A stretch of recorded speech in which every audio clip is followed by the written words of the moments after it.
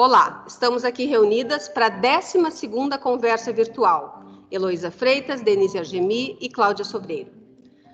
Planetadigital.help, mês que vem, fará aniversário, primeiro ano de sua existência. E o objetivo principal do Planeta é a inclusão das mulheres no mundo digital e no mundo virtual. A gente também busca a difusão de notícias relacionadas à tecnologia e à inovação. Eu vou falar brevemente o meu currículo para me apresentar a vocês. Eu atuo como advogada, sou também advogada da ativa do CREMERS, do Conselho Regional dos Médicos do Rio Grande do Sul. Já atuei como juíza leiga e conciliadora junto ao 5º JEC de Porto Alegre. Sou graduada em Direito pela Unicinos, graduada em Administração pela UBRA, pós-graduada em Finanças pela PUC Rio Grande do Sul, também pós-graduada em Gestão Empresarial pela PUC Rio Grande do Sul. Estou finalizando a pós-graduação em Direito Digital pela Faculdade CERS.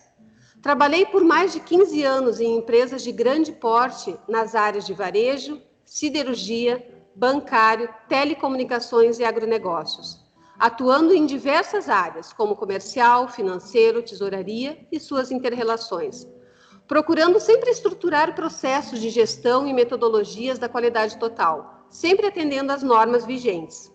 Participei também de implementações de novos sistemas de gestão, como SAP, Genco e Oracle. Hoje, sou membro da Comissão da Mulher Advogada da OAB Subseção de Novo Hamburgo, no Rio Grande do Sul, palestrante, autora do blog Justiça Contemporânea e também sócia do Planetadigital.help. Denise, contigo. Então, eu sou Denise Argemi, cidadã ítalo-brasileira, tradutora livre de italiana. Sou técnica em publicidade e propaganda e advogo há 37 anos. Sou especialista em Direito Internacional Público, Privado e da Integração pela URGS, do Rio Grande do Sul. Estudei na Escola Italiana per Stranieri, de Siena, e depois na Università degli Studi di Perugia, sempre como bolsista do governo italiano. Fui conselheira e diretora jurídica na Câmara de Comércio Italiana do Rio Grande do Sul. Participei como advogada voluntária no Jus Mulher nos anos 1990 e no PROCON nos anos 2000. Fui assessora de desembargador no Tribunal de Justiça do Rio Grande do Sul durante quase uma década. Participei do curso da Universidade Popular dos Movimentos Sociais, criada em 2003 pelo nosso sociólogo português Boaventura de Souza Santos. A edição se realizou em Porto Alegre no ano passado, em 2019, em conjunto com o Ministério Público do Rio Grande do Sul, o IACOREC e a Casa de Hip Hop de Esteio. Há alguns anos sou juíza leiga no 5º JEC adjunto posto a júris, sou conciliadora judicial no Tribunal de Justiça do Rio Grande do Sul e mediadora judicial novamente em certificação.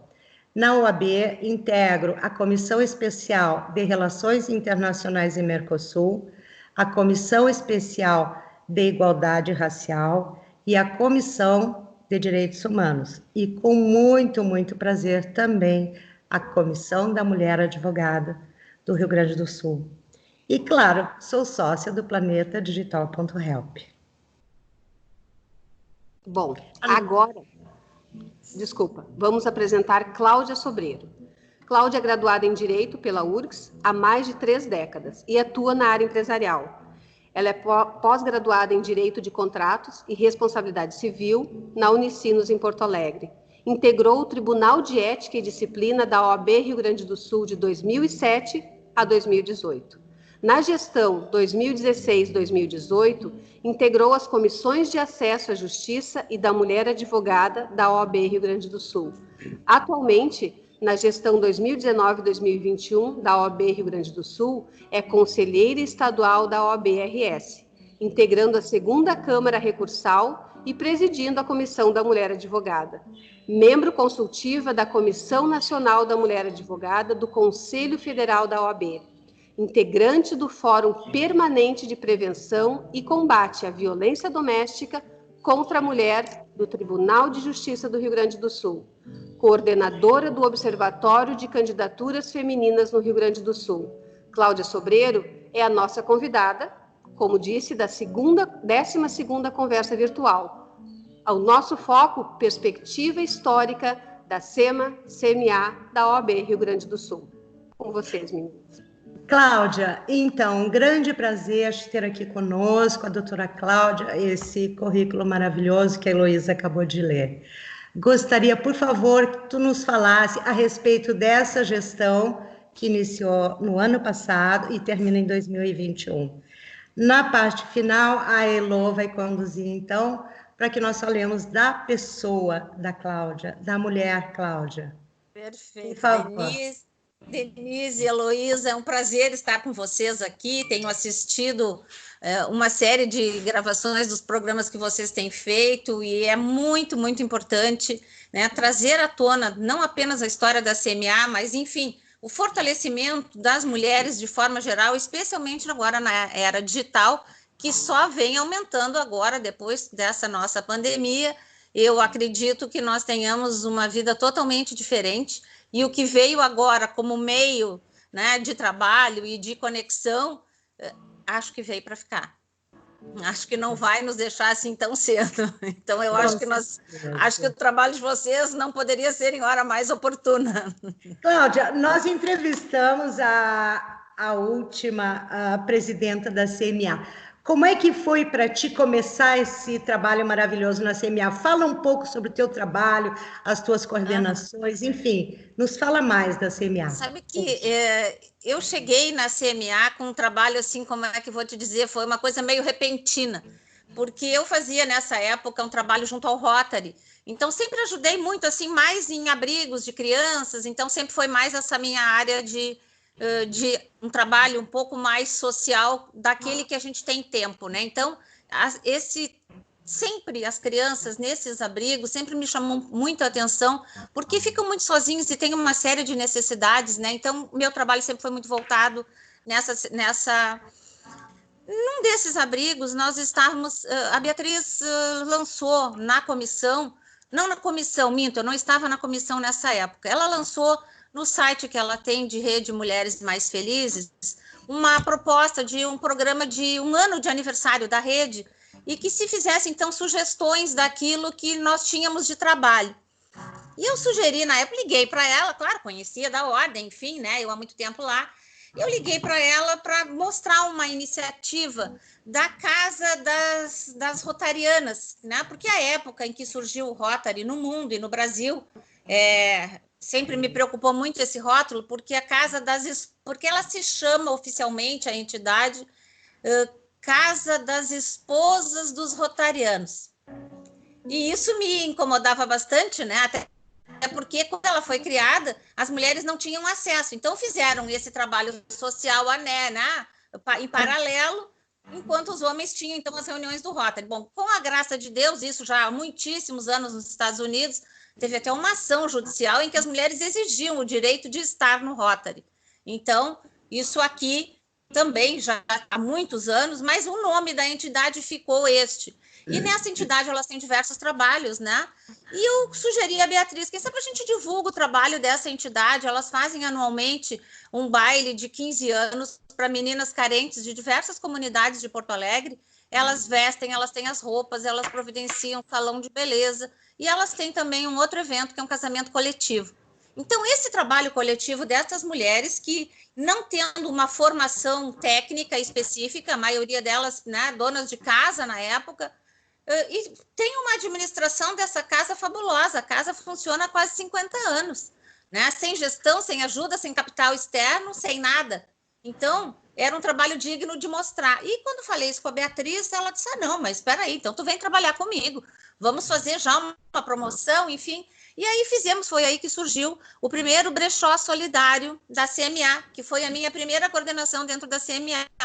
Fizemos, então, fizemos um brechó imenso, maravilhoso, com 3 dias de duração, arrecadamos roupas das advogadas, fizemos em parceria com a casa, né, das Rotarianas, e nesse espaço desenvolvemos o brechó, e com o produto destas vendas, nós levamos pela primeira vez 57 crianças daquele abrigo para conhecer a praia. Foram para Capão da Canoa e ganharam uma tarde no Marina Park. Então, essa foi a minha primeira intervenção, digamos assim, dentro da CMA. E aí a coisa fui me encantando com todo o trabalho e fiz muitas amizades, né? A Denise aqui é muito mais antiga do que eu na comissão, ela tem, né, acompanhou o início dessa segunda fase, digamos assim, e a comissão era bem diferente antes, era muito incipiente, né, Denise? Ela realmente ficou intensa depois com a primeira gestão do Lamarck e da Carmelina, né? Aí que ela tomou essa feição um pouco mais diferente, me parece, né? Mas eu também não sou a expert nessa história, então... O que eu gostaria mesmo, que a gente quer mostrar para todo mundo, o que é que a doutora Cláudia começou a fazer na sua gestão. Então, assim, com essa história, iniciando na CMA, em fevereiro do ano passado, o Breyer me convidou para ficar à frente da CMA. Eu primeiro tomas um susto, né? Algumas colegas diziam, tu podia ficar, e eu realmente, assim, achava um pouco pesado, né? O horário, a dedicação, e com tantas colegas com muita experiência, né? E não era o meu caso, né? Eu realmente conhecia, gostava, mas tinha colegas há muito mais tempo, né? Mas, enfim, se o desafio era para ser comigo, eu não sou de não topar o desafio, vamos trabalhar, né? Então, no início da CMA, o que a gente fez de proposta?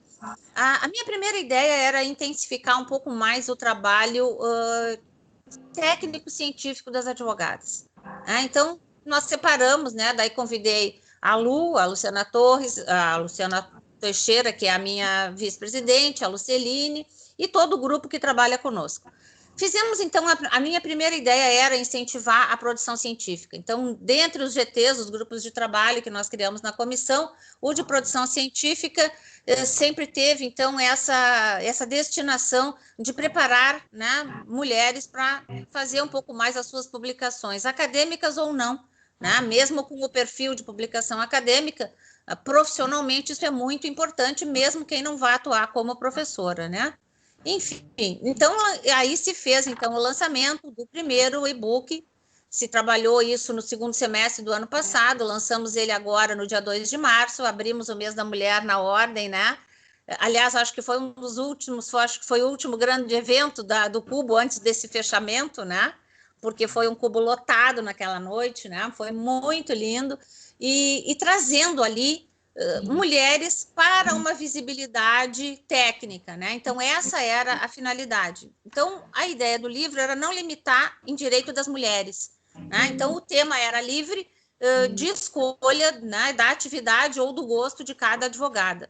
Então, foi bastante importante nesse sentido, porque foram 50 artigos aprovados, alguns com dupla autoria. Então, nós tivemos naquele dia 60 mulheres homenageadas por um destaque técnico. E isso me traz muita alegria, porque um dia desses me perguntaram, numa dessas palestras que a gente fez na ordem, o que eu considerava sucesso, né? Deram um rótulo lá de mulheres de sucesso num evento. E eu disse, olha, acho mulheres de sucesso uma coisa um pouco... um rótulo muito forte para um trabalho que a gente faz com muita dedicação, mas não é bem neste sentido de sucesso que eu acredito. Então, eu expliquei para elas que, para mim, sucesso na CMA é trazer outras mulheres a ter um espaço que eu tenho na instituição. Eu posso falar, eu falo pelas mulheres no conselho, mas eu quero que outras mulheres também possam fazer isso. Então, a minha primeira providência, quando tomei posse na CMA, foi uma votação que eu recebi no conselho, na minha primeira sessão como conselheira. Eu recebi a lista de aprovação dos integrantes do TED, do Tribunal de Ética e Disciplina. Eu não queria te interromper, desculpe, mas eu vou ter que fica tranquila. Interromper só para recordar uma coisa. Tu falavas ali do e-book e logo depois da pandemia. Isso. Queria que tu falasse como é que foi, porque houve um duplo lançamento desse e-book, não é? Nós participamos do terceiro congresso. Exato. Fala um pouquinho no lançamento do e-book aqui, quando nós tínhamos no início, né, 5 e 6 de março, em Fortaleza, a Conferência Nacional da Mulher Advogada, onde nós poderíamos inscrever obras para a sessão de autógrafo lá, né, em Fortaleza, e eu disse, bom, nós vamos ter que lançar esse e-book em Fortaleza, né? Não vai ser possível que isso... E como é que nós vamos fazer isso, já que é um e-book? Né? Porque as pessoas geralmente fazem uma sessão de autógrafos num livro físico. Então, eu pedi para a ESA para que fizesse da capa do livro um flyer, tamanho de uma capa de livro, e para que no verso as colegas pudessem, então, autografar aquele exemplar. E a ESA nos fez ainda, porque eu queria que colocasse o link, porque o livro está à disposição na ESA, né?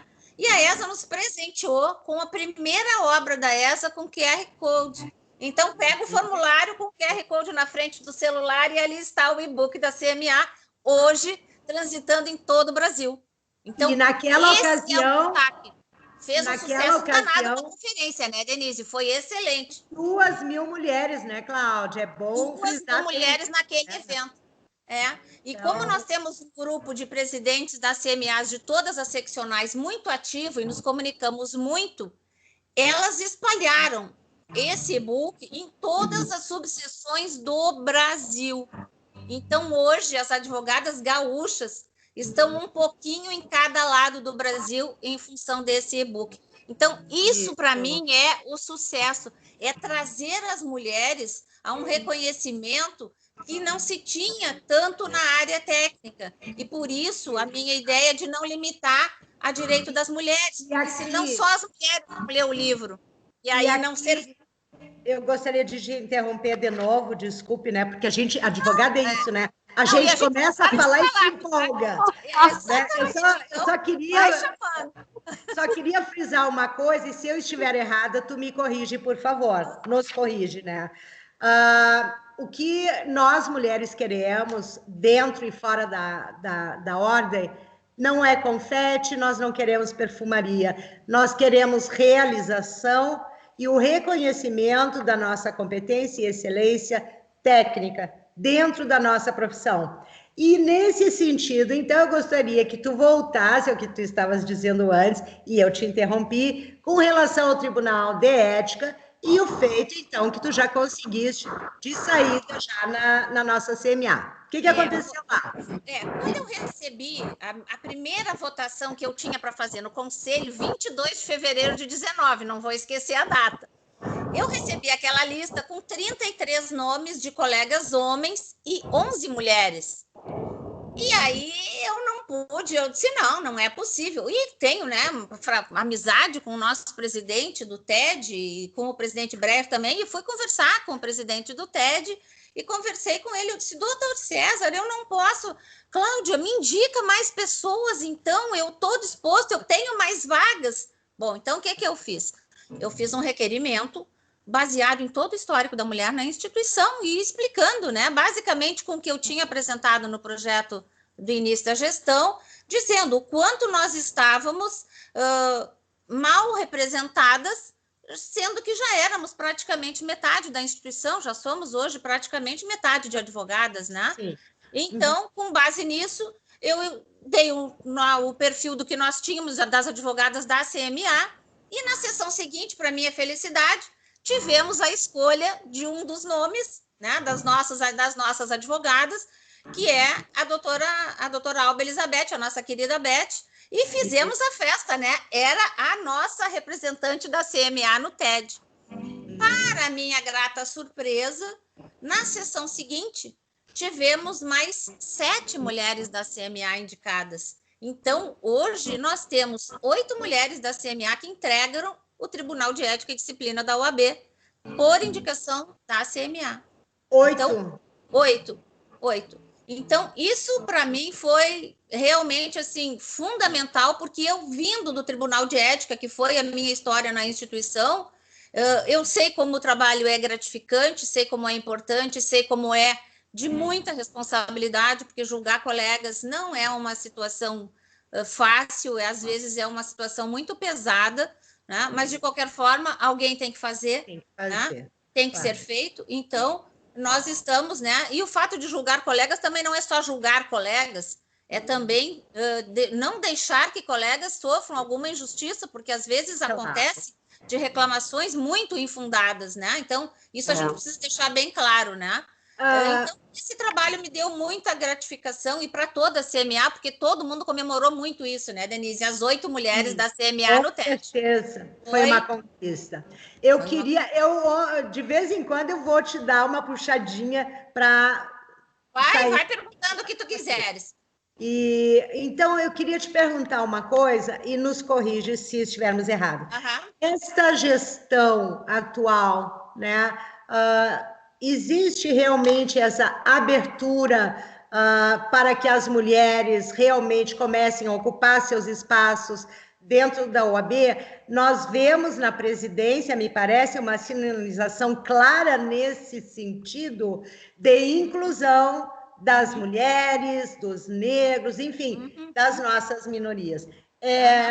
Eu estou correta estamos corretos nessa avaliação? Estão corretíssimas. A CMA, desde o início, sempre teve muito apoio do presidente Breyer e da diretoria, da Caixa também, né? Nós temos sempre, e muitos dos trabalhos também com a ESA. Obviamente, tudo centralizado na diretoria da Ordem, né? na figura do presidente Breyer, que confia muito, né? E sabe o quanto é importante trazer as mulheres para aumentar os espaços em que ocupa. Nesse caso, o que nós temos, né, que trabalhar nesse sentido, que é o que eu falo sempre?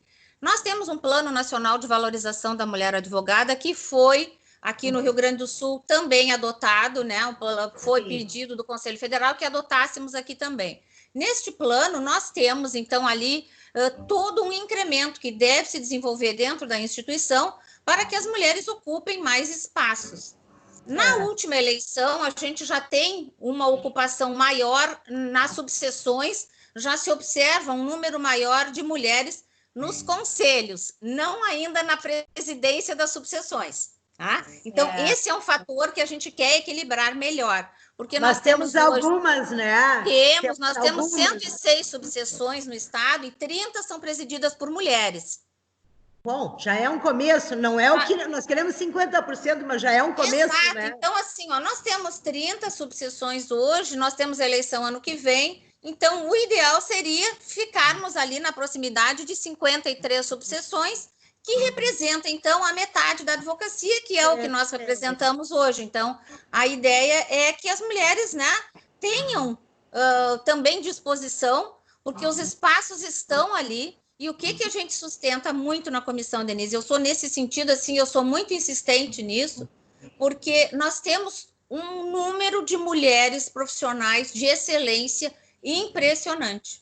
Né? Não é por pouca coisa que as mulheres se dedicam muito, tanto é que nós temos as aprovações nas universidades, nós temos muito mais mulheres no direito do que homens. Sim. Nas formaturas nós temos isso, nas entregas das credenciais da OAB nós temos essa situação. Então, não sei se porque as mulheres estão estudando mais, se gostam mais, eu não sei dizer exatamente como é que chegou nesse desequilíbrio, porque esse desequilíbrio nas universidades e nas entregas de carteira está fazendo com que nós tenhamos maior equilíbrio na entidade, porque o número vai crescendo, né? Essa é a...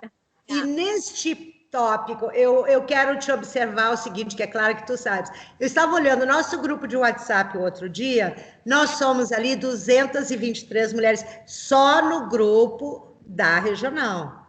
Claro que nós temos muito mais mulheres. Ou seja, são 223 mulheres interagindo cotidianamente, né? Nesse sentido. Mas eu queria que tu nos falasse um pouquinho brevemente também. Nós temos outras mulheres na direção da OAB atualmente, além da nossa queridíssima Rosângela Herzer, dirigindo a Escola Superior da Advocacia. Né? Nós temos hoje muitas mulheres atuando na instituição e em cargos muito relevantes também.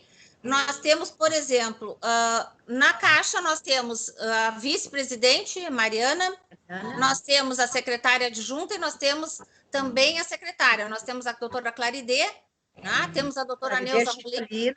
Vamos dizer nome e sobrenome dessas mulheres? Vamos. Mariana Melara Reis, Claridê Quitolina, Neuza Bastos, as 3 na Caixa. Né? Então, na Caixa, nós temos já essa paridade que vamos ter a partir da próxima eleição. Depois nós vamos voltar na alteração do regulamento. Vamos voltar nesse assunto.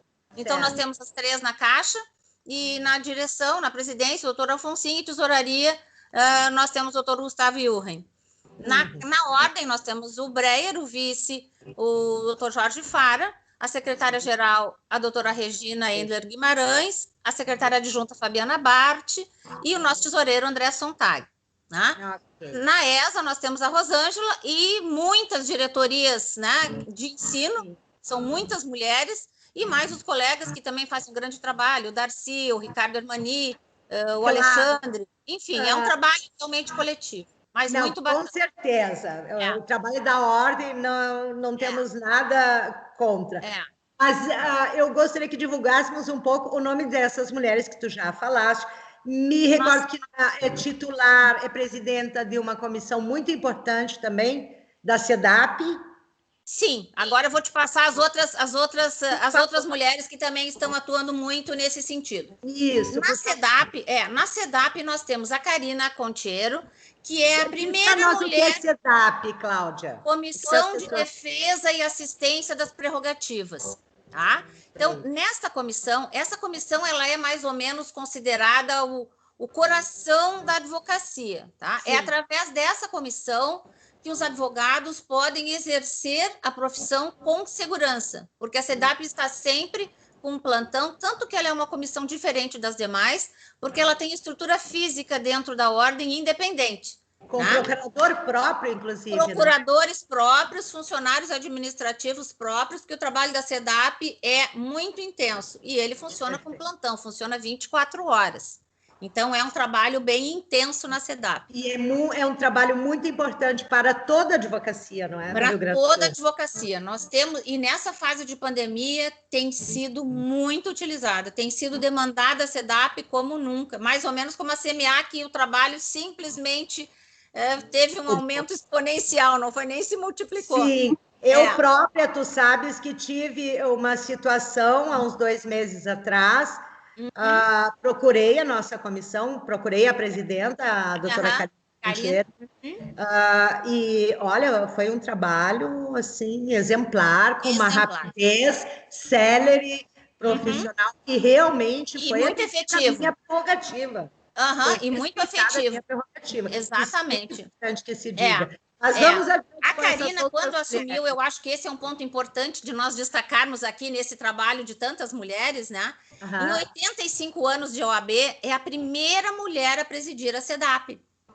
Sim. Então, isso é muito importante, porque era uma comissão em que se não fosse um homem atuando na CEDAP, parece que a comissão não existia, né? E a Karina tem 15 anos de atuação na CEDAP, ela, né, trabalha muito nisso, conhece muito a situação. Então, é uma mulher que merece todo o reconhecimento e faz um trabalho magnífico. Nós temos a Corregedoria da Ordem, a Corregedoria também funciona, basicamente, nós temos só corregedoras atuando na Corregedoria, a doutora Maria Helena Camargo Dornelles é a corregedora geral, e nós temos... Bom, a Maria Helena é o meu braço, que foi quem me levou pela mão para dentro da ordem. Sim. É uma amiga maravilhosa. Nós temos, então, as corregedoras adjuntas, que são a doutora Maria Ercília Gralha, a doutora Regina Soares e a doutora Adbento... Ai, meu Deus, agora vai... A Jossana Rivoli. São as corregedoras adjuntas e a Maria Helena faz a corregedoria. A corregedoria também tem um trabalho muito importante com sede dentro da instituição, com estrutura física, porque faz, então, todo um trabalho de fiscalização e de ensino e de apoio nas subseções para que os processos disciplinares tenham, né, um embasamento técnico e uma correção legal de procedimentos. Né? Então, é um trabalho também muito intenso. E nas comissões, nós temos muitas mulheres também atuando nas comissões da ordem, né? Então, o trabalho das mulheres tem sido cada vez mais trazido à tona, mas ainda não está naquele equilíbrio que nós deveríamos ter em função da nossa metade de representação. Mas parece que estamos no bom caminho, né, Cláudia? Estamos no caminho, nunca avançamos tanto, nunca fomos tão ouvidas, nunca fomos tão respeitadas, né? Então... E eu brinco sempre, falo com os colegas, né? Eles sabem todos do meu trabalho, e eu digo para eles, aproveitem enquanto eu sou presidente da CMA, que eu só quero 50%. Tem colegas que querem os 70% para que fique como está hoje. Aliás, Cláudia, aproveitar esse teu gancho simpático, para a gente fazer um esclarecimento que eu acho que é necessário.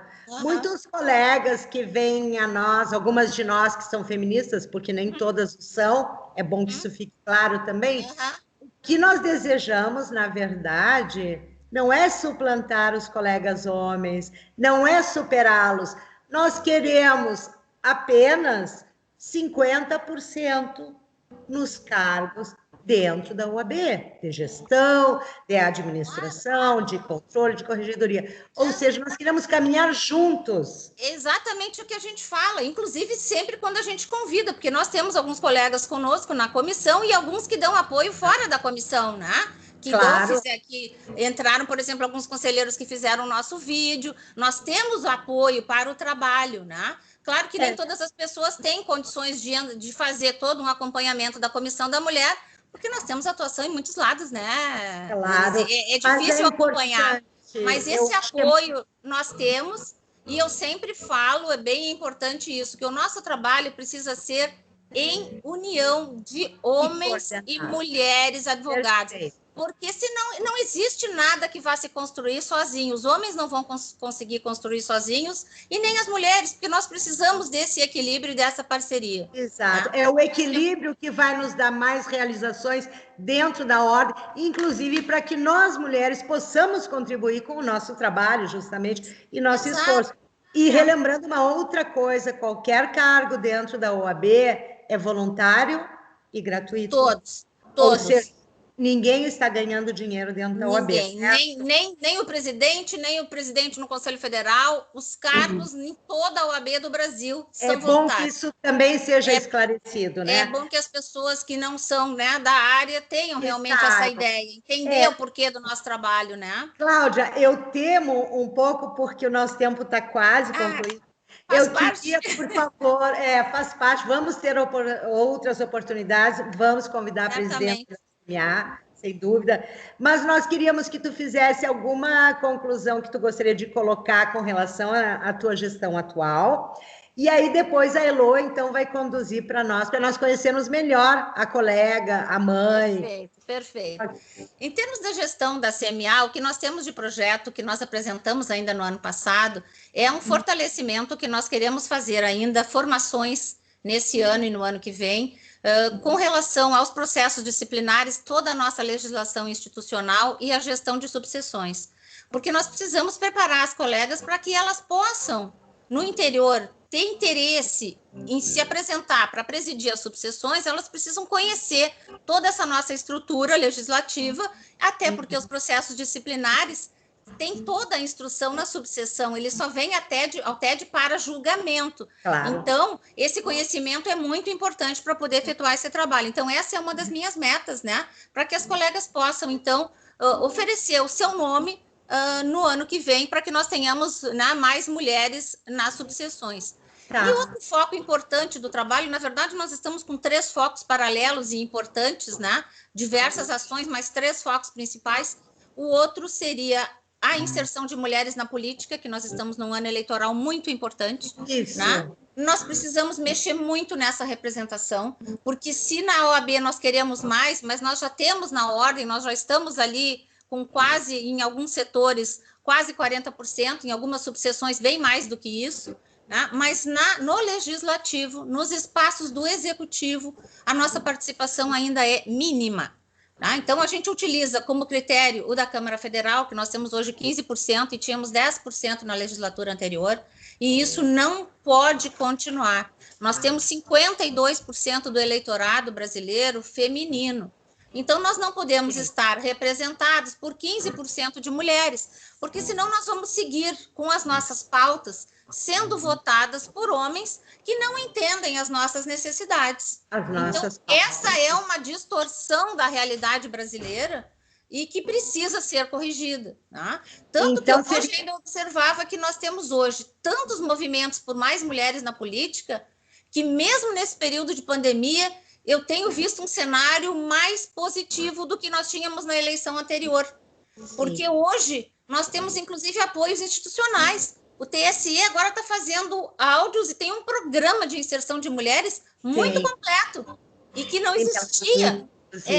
Então, eu acredito que a gente vai ter um incremento disso E a outra situação é uma atuação na questão da violência doméstica, né, Denise, que é muito complexa, a gente tem trabalhado muito, né? Então, aqui eu tenho que fazer, então, menção a todas as nossas coordenadoras da comissão, que têm feito um trabalho magnífico, né? Nesse trabalho... Tu poderia citar as suas coordenadoras, então, posso? só para que nós colocássemos posso o nome citar delas, todas com muito orgulho. E aí depois nos encaminhamos para a Elô. Perfeito.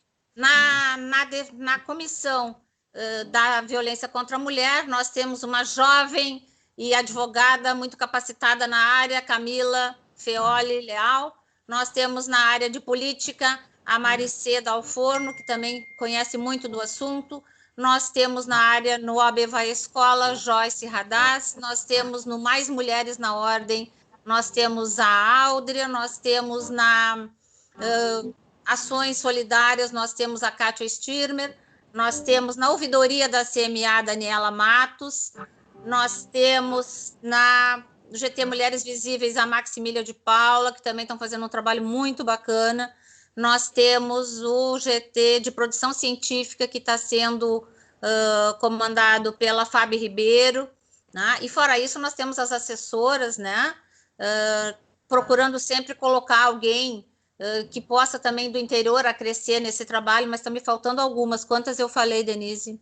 Deixa eu ver. Eu também não contei, mas como essa não vai ser a última vez, mas vamos te convidar. Mas eu acho que estão praticamente, acho que não esqueci de ninguém. E claro que eu tenho que falar e relembrar sempre da minha vice, né, a Luciana Teixeira, e da Luceline Prado, a nossa secretária, e a nossa tesoureira aniversariante do dia, né, a Elisa, que está com, né, que de tesouraria estamos realmente, né, ela tem feito muitos trabalhos, mas a tesouraria da CMA segue sem... Aliás, tu tocasse num ponto que eu não vou agora, né, nós vamos ter outra oportunidade, mas eu vou aproveitar para te fazer uma pergunta importante. A CMA pode angariar fundos para fazer eventos, alguma coisa assim? Podemos. Nós só temos, desde o ano passado, as comissões da ordem têm condições de ter patrocínios, tá? Nós podemos ter patrocínios. E esses patrocínios têm uma única vedação. Todo e qualquer escritório de advocacia ou iniciativa de advogados é vedado, né? Certo. Por quê?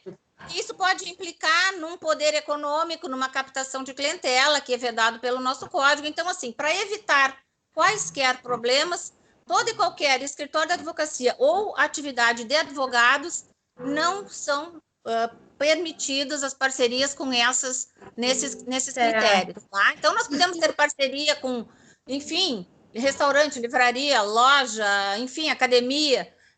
Eu até sugiro sempre que as pessoas olhem o site da Caixa, nós temos tantos convênios, então ali já é um exemplo de parcerias que a gente poderia fazer. Tá certo. Então, essa tesouraria compreende praticamente os patrocínios. Na verdade, não compreenderia os patrocínios, a gente faria aquelas situações que nós sempre fizemos, né? Botos, produzir alguns era aí que eu queria chegar. Mas nós ficamos agora nesse período, assim, nós estamos com um período em que a ordem está com bastante restrição de gastos, porque não se sabe o que nós teremos de pandemia, claro. Exatamente, né? Então, nós estamos conseguindo todo o trabalho que nós fizemos na ordem no ano passado, praticamente foi sem recursos da instituição. Obviamente, com toda a estrutura, né?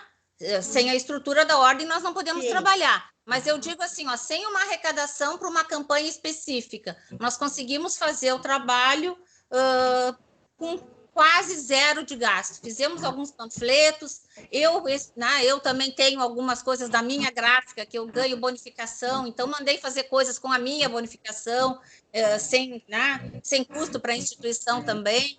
Então, sempre que é possível, a gente reduz o custo. Não, sem dúvida. E assim, ó, é que se a gente começa a falar, a gente não para mais, né? Não, a gente faz o ideal, e aí prometo que não vou perguntar mais nada, o ideal seria que a comissão da mulher também tivesse um aporte, não é? Porque tudo que se faz é necessário o dinheiro, não é?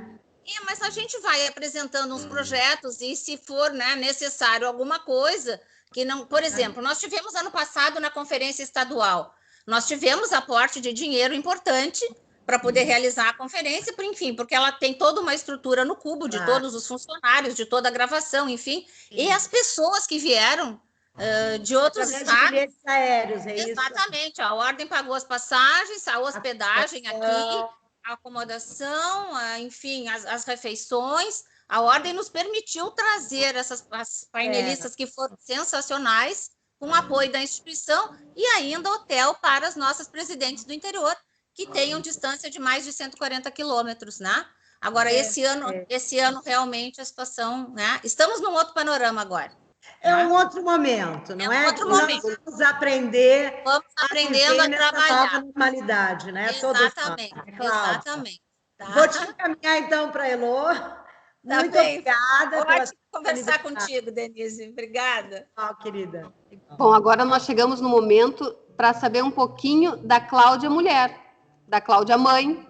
Como é que é a Cláudia mulher e a Cláudia mãe diante de todo esse aparato de advogado que a gente vive hoje em dia? Onde é que ela se encaixa ali? E como é que ela consegue trabalhar nisso? Eu posso te dizer assim que tem uma Cláudia antes da presidência da CMA e uma depois, porque a presidência da CMA te traz um outro panorama e um outro histórico de ocupações, de atividades que mudou muito nesse período, né, desde o ano passado.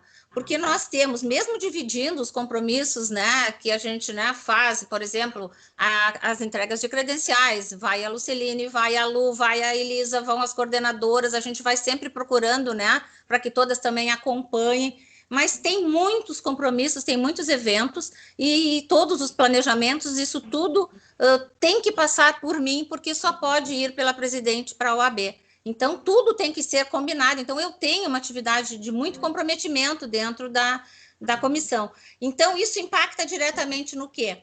No meu tempo de trabalho e no meu tempo de dedicação à família, né? Não tem como não impactar, é muita atividade. Então, como é que a gente faz? Bom, eu tenho uma vantagem muito grande, né? E eu não sei como faria isso, que a minha filha, sendo advogada comigo, trabalha comigo e também é membro da comissão e me auxilia tudo que pode ali com a Luceline e com a Lu. Então, essa parceria que eu tenho o prazer de ter uma filha assim, nossa, isso me faz toda a diferença, né? Auxilia muito e me dá muita tranquilidade também, né? Mas, de qualquer forma, assim, o meu filho hoje, ele está fora do Brasil, ele está morando fora.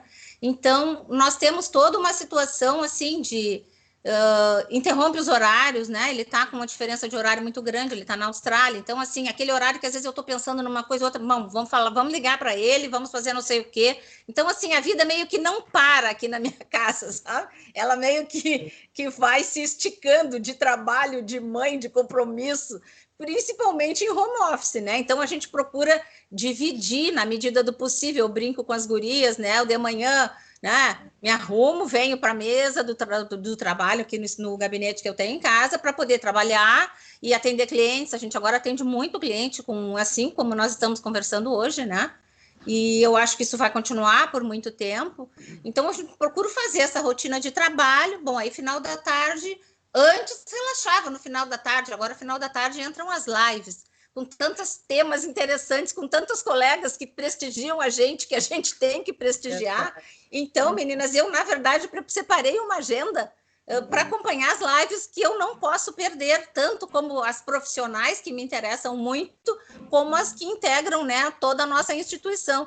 Então, os compromissos, em resumo, eu tenho trabalhado bastante, porque eu, né, trabalho agora final de semana, eu não tenho como não trabalhar final de semana, para poder deixar os meus prazos organizados, porque senão eu não consigo dar atenção, porque a comissão exige uma atenção quase que em tempo real. Às vezes eu não posso, eu estou atendendo um cliente, e aí quando eu vejo o WhatsApp da comissão já está ali, com muitas coisas me esperando, e eu disse, meu Deus, eu tenho outro cliente daqui a 15 minutos.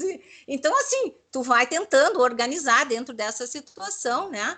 Mas eu vou dizer para vocês, assim, que é muito gratificante e na verdade, eu nunca pensei que eu fosse exatamente trabalhar com um grupo de mulheres tão grandes e que o fosse defender um feminismo que eu até então, assim, há muitos anos atrás, eu tinha isso na família muito sem me dar conta. Tá? Essa é uma situação interessante.